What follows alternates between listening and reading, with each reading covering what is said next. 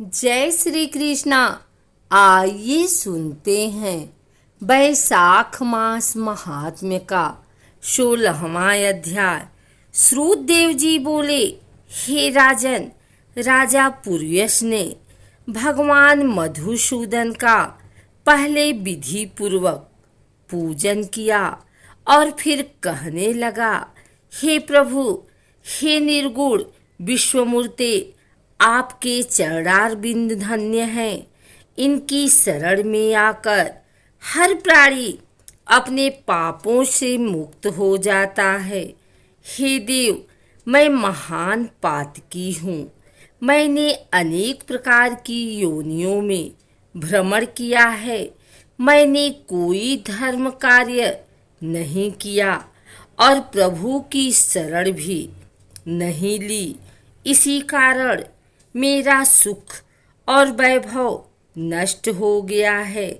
मैं जब शत्रुओं के द्वारा पराजित हो गया, तब प्रभु की कृपा से मेरे गुरुजनों ने हरि चरण ग्रहण करने की प्रेरणा दी। हे भगवान, अब आपकी कृपा से मैं पूरी तरह प्रसन्न हूँ। हे संतों पर दया करने वाले प्रभु, आपको बार बार नमस्कार है। आप मुझ पर प्रसन्न हो। आपके चरणों की कृपा से मैं परिवार और प्रजा सहित धर्म का पालन करने में सफल हो सकूं। हे देवाधिदेव, सबके कल्याण करता, सबके पालन करता एवं मोक्षदाता प्रभु, मेरा मन आपके चरण कमलों में लगे। मेरी जिह्वा से आपकी पवित्र कथा निकले।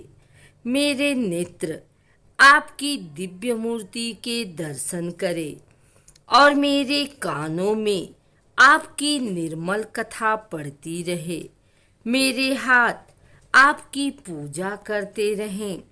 अपने पांवों के द्वारा मैं आपकी परिक्रमा कर सकूं। आप सदैव मेरे हृदय सिंहासन पर विराजते रहें। मेरे रोम रोम में आपका ही वास हो।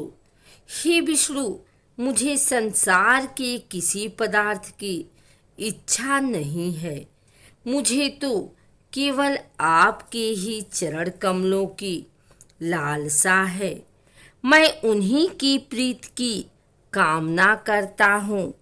राजा की इस स्तुति को सुनकर भगवान अत्यंत प्रसन्न होकर बोले, हे राजन, तुम पाप रहित हो और मेरी निष्काम भक्ति में रत हो, इसलिए तुम श्रेष्ठ हो।